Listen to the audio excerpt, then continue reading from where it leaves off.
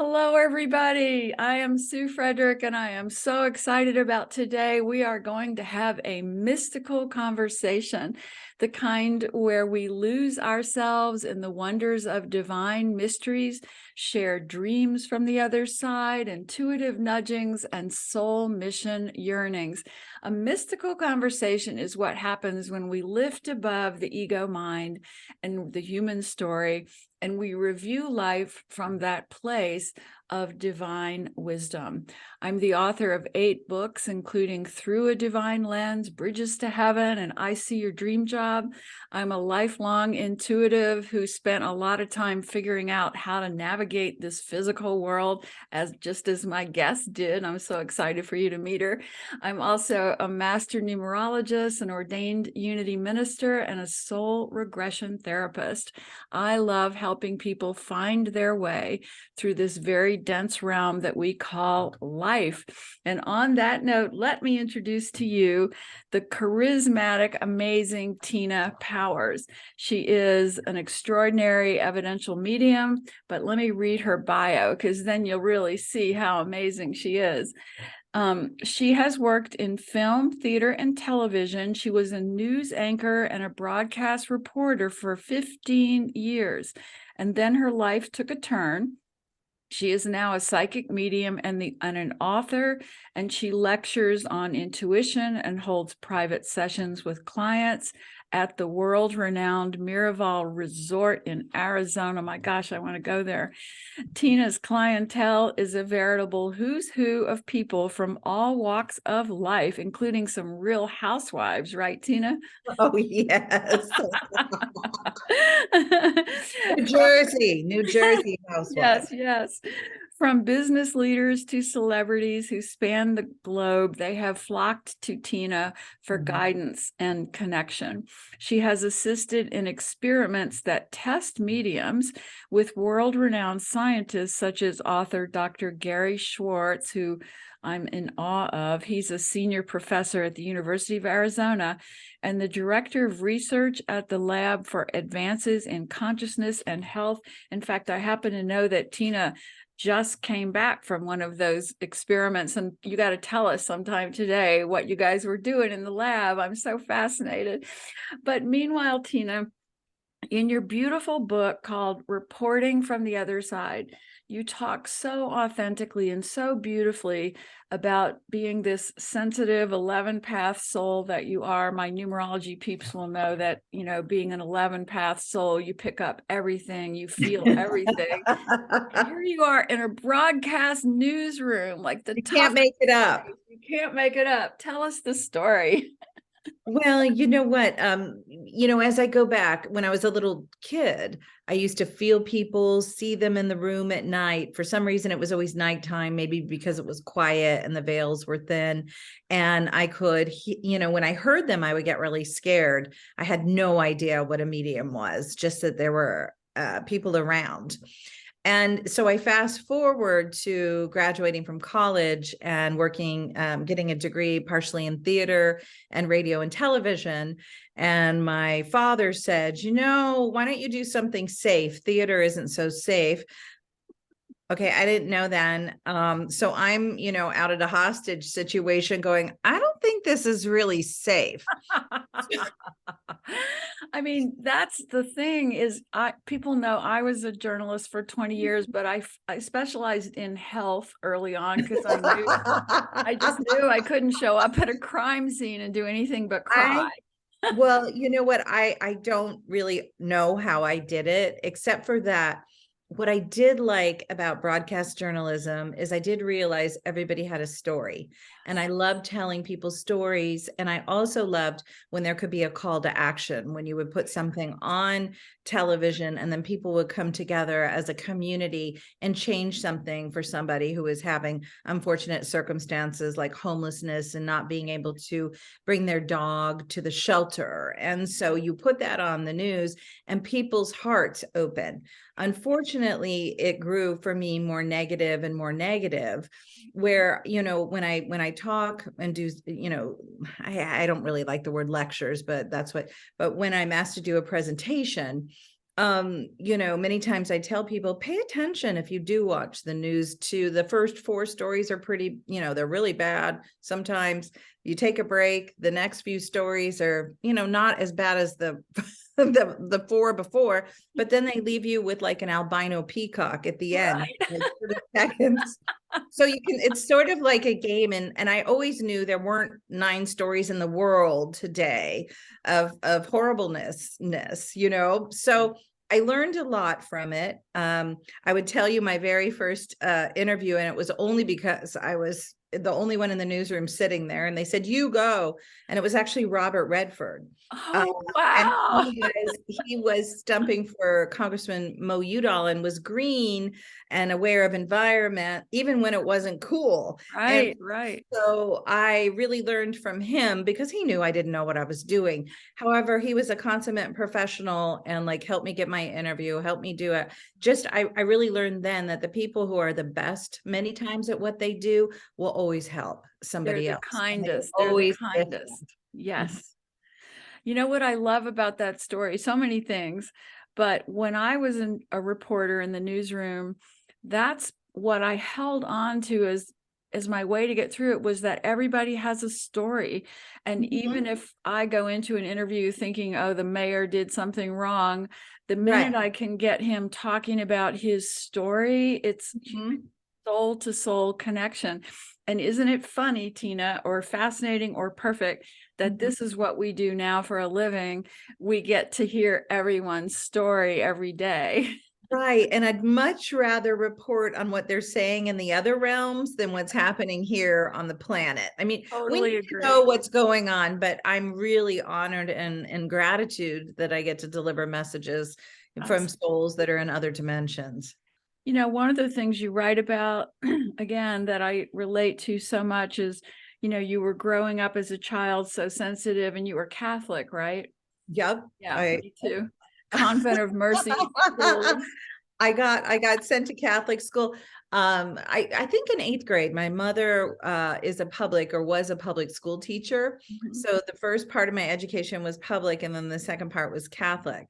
I would say the good thing about it is that I always loved the saints because I thought they were ordinary people who had extraordinary things happen. And I would always go, well, maybe something like that could happen to me or to other people in demonstrations of faith and spiritual energy. So there were things I think underlying, a lot of mediums, like I believe John Edward is Catholic. There's a group of us Mhm. out there. It's very interesting. And I think the Catholics, and I'm not Catholic, I'm an ordained unity minister now, and I was I've gonna say, I'm I've just lived it. spiritual. Yeah, I mean, I've lived in an ashram, I've studied every path, but Wow. what I can say about the Catholics for me is that they give homage to the unseen world in a Right. very powerful way. Like you're saying, all the saint stories. I grew up studying St. Francis of Assisi, all these Right. amazing beings who were really spiritual guides for all of us. And so from the time I was young, even though I was having to block out the negativity of the Catholic dogma, I was Mhm. completely confident that Mother Mary talked to me at night. Did Right. you have those kinds of moments also? Absolutely, I did. And I always knew, I just remember that I wondered why it was only men who were priests. Yes.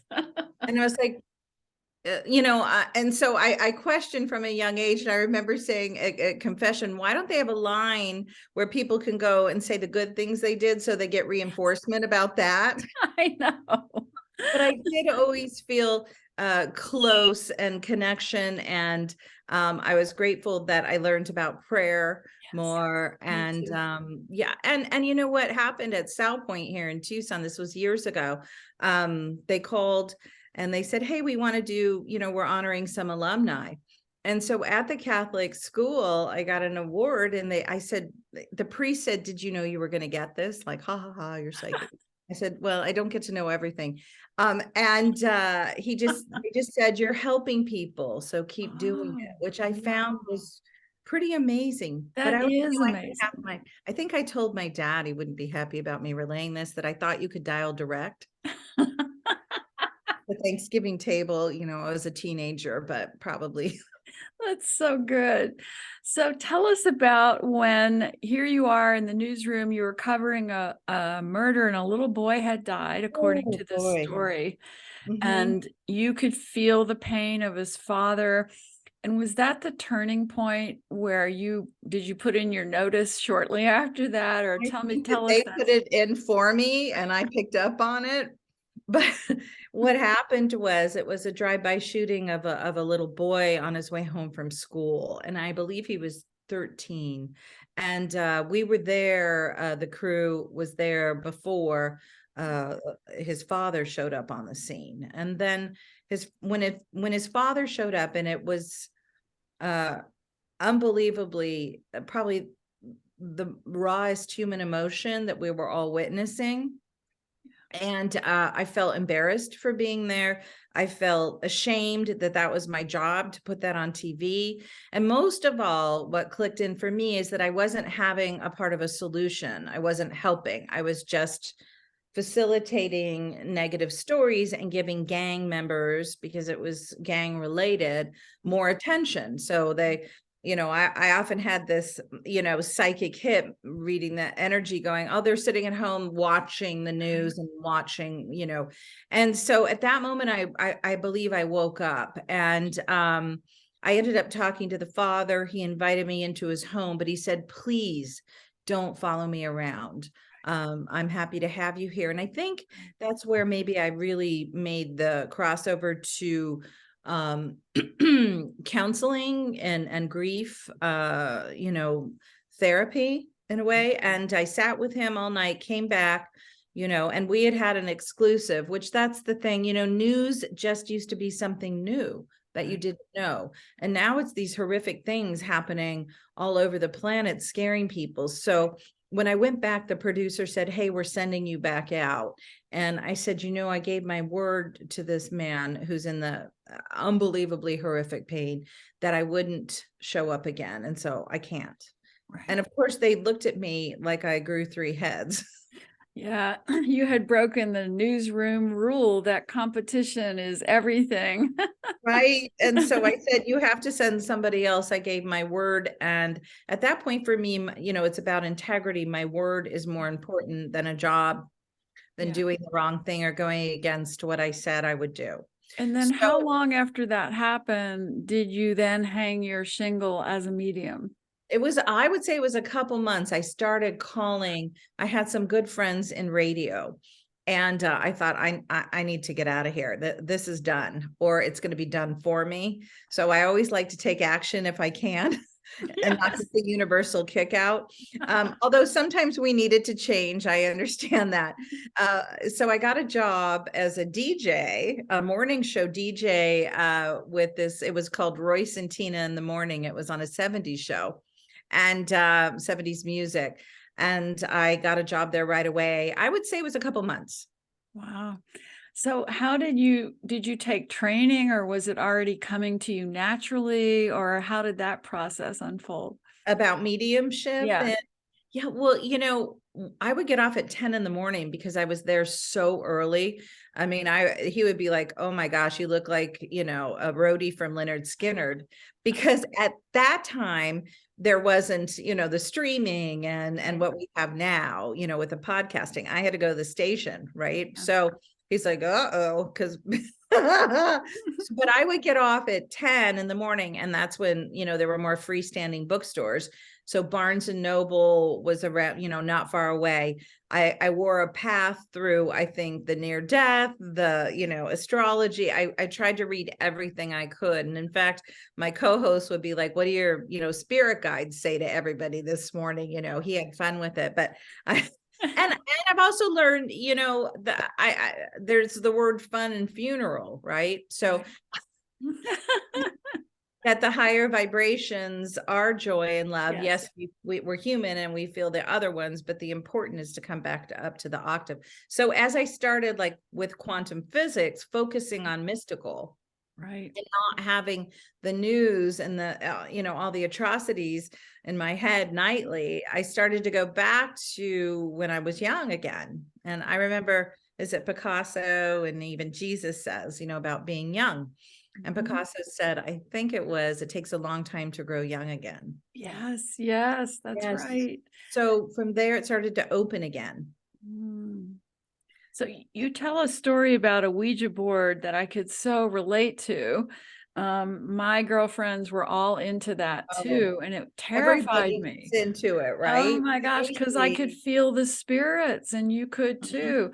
The Ouija board is a real deal, and it's scary in my opinion because it kind of can attract these like lost lower vibrational energies. Is that Exactly. what you think? If you don't know, and I always say this is what I know so far. I hope I know more tomorrow. But what I feel about that is, I had no idea. Most kids don't, and they're working with this, but you get the feeling. So you have to pay attention to the feeling that their energy's there that maybe aren't, they're discarnate, they're floating around, they're not happy, or they're mischievous, or Mhm. what have you. But so yes, I agree with you on that. Now, I don't know how it would work if you prayed and did everything, Right. that I do before doing a reading. Yeah. However, it just feels like a tool it's just a little lower vibe. Yeah. So Not tell everyone would agree with me, but Well, I agree with you. In fact, when my kids were growing up, I would say, you guys can do anything in the world out there, but never mess with a Ouija board. And they still laugh about that. They're in their late 20s now, and I was like, that's the only thing that I don't want to ever hear about you doing. And they thought that was so funny. no, I agree with you. So Tina, how, when you work, I know that you have a prayer that you use to call in. So what is your process of connecting to spirit for a client? So when I sit with somebody or I do a lot, I'm very clairaudient, which is French for clear hearing, when I'm doing things over the phone. I do Zoom sometimes, but oftentimes, there's a tendency to look at ourselves I while know. it's a little distracting for me at times. I try to exit out when I do have to do that, but I just always ask, for the highest and and all the light beings and their ancestors, and that I'm really just a messenger. I'm a messenger, and I'm very clear about that. And that we go the highest possible, and that we use this window opening, always and only for the highest good of all. Right, And right. that is what I always say. And I say it with whoever I'm reading for. Mhm. And it automatically, I can feel the energy lift. Yes. Yes. That's beautiful. I always have a prayer too before a client, but I sometimes say it before they get on if I'm not like if I don't know they'll be comfortable with that, Right, right. But Yeah. it's funny because I always say cameras off. Like I work on Zoom, but I tell my clients, like, I don't even want your camera on because I don't want to be looking at reactions. I want to look at spirit, I want to Right. be totally focused on the divine. But thank God we have Zoom so that now we can work with people wherever they are. Which is really, really special. I think, that was one thing out of the pandemic Yes. that happened is everybody got, really proficient on Yes. connecting with each other. Another thing I think is fascinating about you, and you can just tell me if you think this is true or not, is you say that you're clairaudient, that you hear the voice. That has always been my Mhm. strongest clair is clairaudient. Mhm. But I think any writer has clairaudience if they're a I good agree. writer, because they're listening to something. And I mean, when we're writing well, we are simply taking notes. Is that your Exactly. experience too? It's absolutely my experience. Mediumship I think it comes in through the arts. Right. And I do paint, and I believe sometimes when I paint, they come through and they show up in the paintings even. Mhm. I'm not even trying. They're just, facilitating. And in fact, this lovely woman I met named Amanda McBroom, she told me she was in traffic. She's a songwriter, and she was in Los Angeles, and the song came straight to her, and it was The Rose. It was Oh, downloaded, the one that Bette Midler made. yes.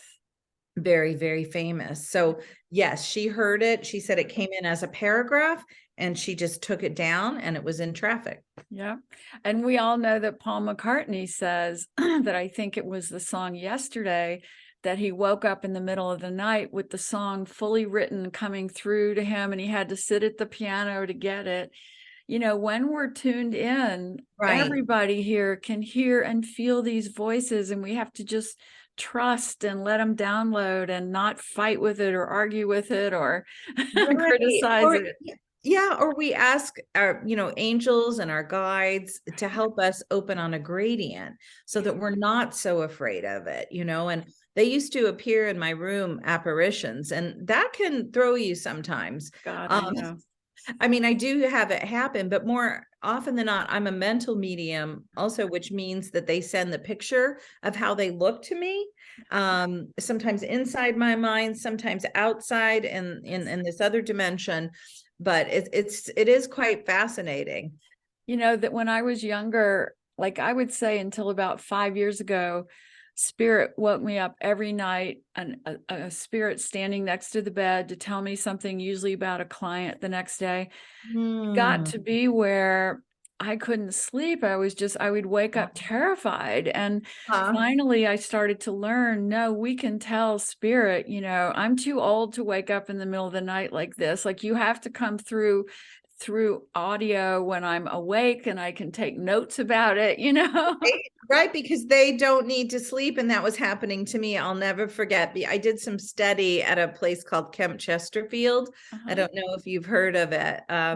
They're spiritualists. And it was when I was living outside of Indianapolis in Indiana. And so I remember this medium, she was in her 80s, and I had no idea I would be doing this, except for I was very interested in it. And she's like, honey, just because they're knocking on the door doesn't mean you have to answer it. You need to have boundaries. So I learned, probably as an 1111, it's, real, we merge with other people in a certain way, but learning our own container and then having that in the other world is really important. So important. Do you teach mediumship now? I do. So cool. I teach it a lot at Miraval. Sometimes it's under the guise of it's hilarious, because sometimes the words intuitive people are more comfortable with, but they know that they're going to end up doing this because we talk with them ahead of time. But by the end of it, they're doing readings for each other. Oh, that's so great. That is so great. So I saw on your YouTube channel, when you were called in to work with the Real Housewives of New Jersey, what is that kind of an experience like for you? Well, since I had worked in television and radio, it wasn't that out of the realm as far as I understand how it works. I think having that many people at once, though, I remember Miraval called, said, will you do it? I said, no. They're like, called again, will you do it? No. And then I thought, well, you have, an opportunity for millions of people to know that mediumship is real. And so I had a great friend and mentor who once said, let the light work through you. It's not about you. Let the light work through you. So I thought, well, I guess what's the worst that can happen is that, I eat humble pie because they edit it or they push it away or they do whatever. But so just I found that showing up, being present, I'm usually protected. Of course, they offered wine. I'm like, no, I'm not doing it. No, I agree.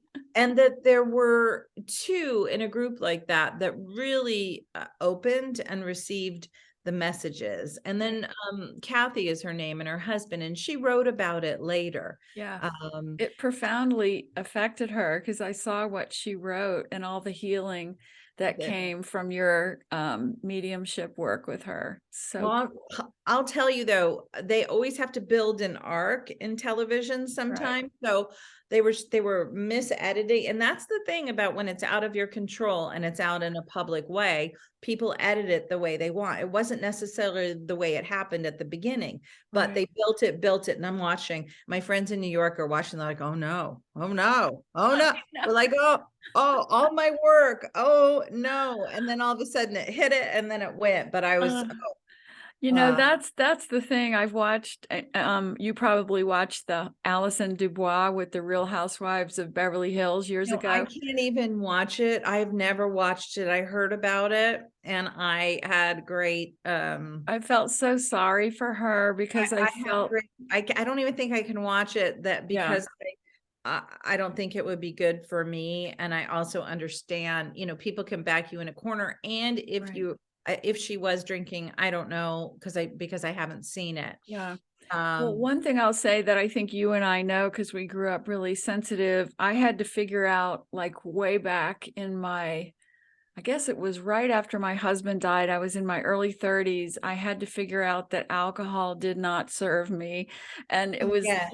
Elizabeth Wesson, who founded helpingparentsheal.org. She said that when her son died, she knew she was a fork in the road where she'd either become the lady who went to bed with a bottle of vodka every night, or she would devote herself to helping grieving people Right. and Oh, I connecting. didn't know that. Elizabeth's wonderful. Isn't she? Absolutely. And there's no judgment. We can see how people self-anesthetize just to Right. not feel the pain when they're Right. not sure what to do next, and I Right. think the thing is to just ask for help. It will always Yes. be there, whether it's a therapist, Yeah. whether it's, ask for a teacher, ask out loud, ask your guides, ask in your head. People will show up if you ask for help. That's exactly right. And the other thing is, anybody who does what you do for a living, what I do for a living, we're innately sensitive to do it, which means any kind of substance, alcohol. Yes. I mean, I can hardly take an Advil, right? And it just sort of pulls me out of my body completely, gets me out of whack. And I think that the idea that we have to know thyself is probably one of the most important principles of spiritual Right. life. Because some people can, down a whole bottle of wine and they're totally fine and normal. Well, exactly. And I can't certainly really, really top shelf tequila. Sometimes I will have, I can't, but I would never do one before a reading. And I've also got the message, do not, take care of yourself. Don't, I can't get out of balance Right. or, it's just not good for me. You studied acting, and I remember even back in the early 70s, I was studying some acting, and my teacher said, your body is your instrument. And Right. so you have to treat your instrument like it is holy and sacred. And that applies to your food, your exercise, your drink, Yes. all of that. And I feel like so much of the arts, like music and acting, and they really get that part right. Our body is the instrument of the soul. And Yeah. so if you want your instrument to be a pure channel to the highest realms, then Right. you can't just fill it with garbage, It really can, or it numbs your ability. Everything is still there, but it's a lower vibration, Right. and we're human, so there's no shame. And if anybody's doing, it's just time to take stock, especially now, I think, because the vibrations, it's so accelerated. I don't know if you feel that, and they're Totally very agree. high, and it's important because many people are asking about their purpose. Yes. The conversations I'm having besides mediumship are about why they came here, Yes. and how to turn on the light The more. veil is thin, which means we can't sleep our way through it. People used to, in past decades and Right. centuries, you could actually sleep your way through a lifetime, and now it's just calling on all of us to wake up, remember that we're here on purpose, go to whoever we need to go to get clear about that, and realign our life. And that's what heals the pain of this angst that's in the world right now from the consciousness speeding up. I agree with you 150%. Oh, I love you, Tina. I have I to tell love the you listeners, too. I met Tina this summer in August at the Helping Parents Heal conference, and I had seen her going by. It was so busy, like you couldn't always go to the events you wanted to go to, so I didn't get to go hear you live when you did your presentation, but I just knew that you were such an angelic, beautiful soul. And then I think it was the last day, right, where we ran into each other Right. at the Are we checking registry. out? We were Yeah. checking out with our suitcases. And you said the kindest thing to me. I'll never forget it. You just told me my energy was really good and angelic. And I was like, wow, she's my hero in this realm. And here I am and so in awe of her. And she's saying that sweet stuff to me. It brought tears to my eyes. Well, your light is so bright. So is And yours. Oh oh, my goodness. You're an angelic being. I hope anybody who's listening gets a chance to come to one of your events. Do we have to go to what is it called? Miraval? Miraval, no, now that the pandemic, I've been at Miraval probably 14 years. I'm just there. Well, they probably wouldn't like me calling it Hogwarts for adults. But Oprah made it super famous like a long time ago by bringing a group of women there for a makeover. So it's close. It's not far from where I live, and it's a really special energy. I do, I travel a lot. I go to New York. I work in San Francisco. And so on tinapowers.com, we'll have updates, and you can always, just write me and myself or Mary, who helps me, of course. One time we were Mother going, Mary. wonderful. Exactly. We were going around a table. It was at a Streaming for the Soul event long ago. And we had to introduce ourselves. And she just said, I'm the mother of God. And That's so great. I have she is just wonderful. So either of us will do our best to, find a space or let you know what's going on. Perfect. And then are you free to talk about your latest experiment with Dr. Gary Schwartz here in Phoenix? Well, it was actually in Tucson, and you know what? I don't know. I think I am free to say that we did a medium summit, and that there were six of us total mediums, and some that were with Helping Parents Heal, and we all got together and we did, I'm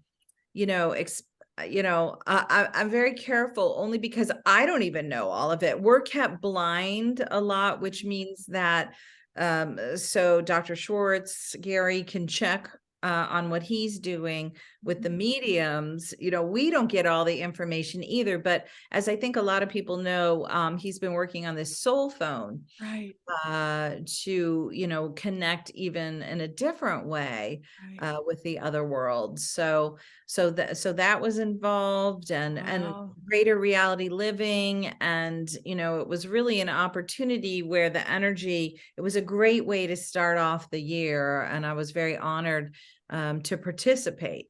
But it looks like we'll be getting together more and more, and I'll have a better idea of what I can share and can't. That's so cool and so exciting. I mean, as you know, he gave a keynote at the conference, and it was so brilliant, talking about, everything from their beginning to find ways to measure the soul as the person is even leaving their body at the end of life, measuring consciousness, and the electromagnetic soul, that term that Marc Anthony coined in his Oh yeah, I book. love Mark. We're Me very too. Isn't he the best? He really is.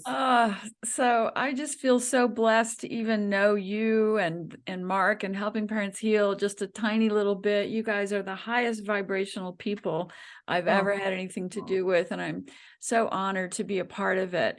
And my parting question is, what would you say to somebody who has lost someone very close? Maybe it's a child, maybe it's a partner, but either their religious beliefs or their own cynicism keep them from reaching out to a medium. What advice would you give them? Well, so many times in the other world, like if I've been reading for somebody and the person was very religious on earth, they'll come through and they'll be like, I thought this is not about religion. This has nothing to do with religion. This is like, if I can find a way to connect with you and I'm in the other world, that's what they're saying. It's like a telephone. Right. So it's different telephone. So it has nothing to do with religion. What I would say to them is, really get books and read about it. Dr. Schwartz, at one point, he was a non-believer and he did experiments. There's science behind this. So and Also, I say have an open mind.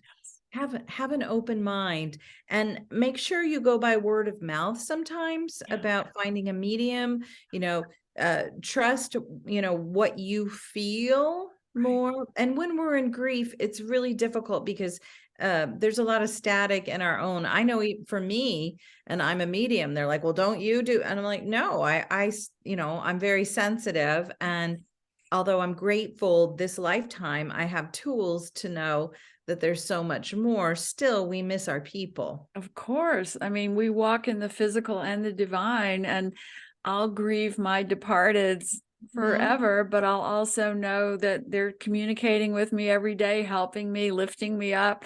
We have to accept the duality of being human. It's so true. But, I always say, why not try, you know, Yeah. because I have seen complete skeptics. My guides put me in front of, I think, 200 New Yorkers once. That was fun.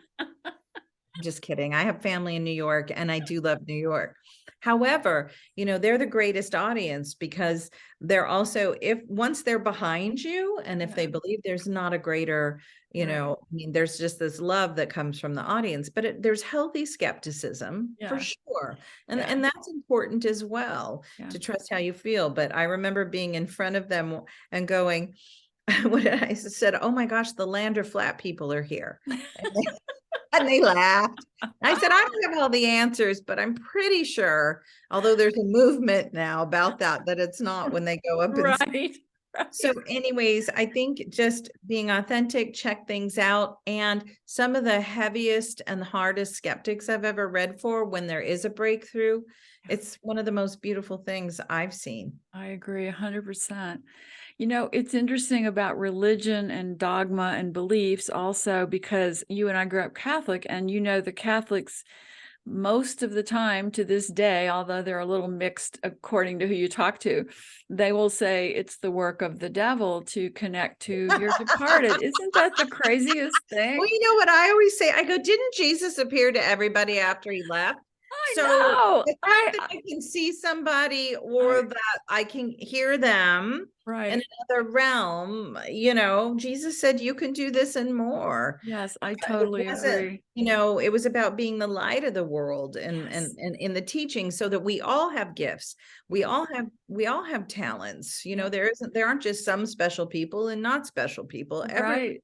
is. I So agree. finding our own God-given GPS system is integral for having a happier and more magical life, I It think. it really is. And you know what's interesting? My father, I adored my father. He was the person who loved me when I was growing up. I just love him so much. And in 1997, he was dying from lung cancer, and he Mhm. called me to his hospital bed and he said, "Sue, I know where I'm going when I die," because he was a devout Catholic. He said, "I know you're spiritual. I know you meditate, but I need you to become a Catholic again so that I can find you when I'm on the other side." I mean, it was so sweet, right? So I wanted him to feel at peace. So we called in a priest to the hospital room, and the priest did this beautiful, it was a very open-minded, wonderful priest. And he did this beautiful ceremony, held my confession, and then gave me communion right there with my dad. Mhm. I held my dad's hand and said, if you need me to be Catholic so you can cross over in peace, then I'm okay with that. And I was such a Hindu at that moment in my life, though. and Wow. and But so that's he truly unconditional love. it was, but then it gets better. So then he crosses over, and he came back right away to show me. He was laughing and free. It was one of the strongest experience with spirit Oh. I've ever had. And then for about a month, I was trying to go to Catholic church for him, right?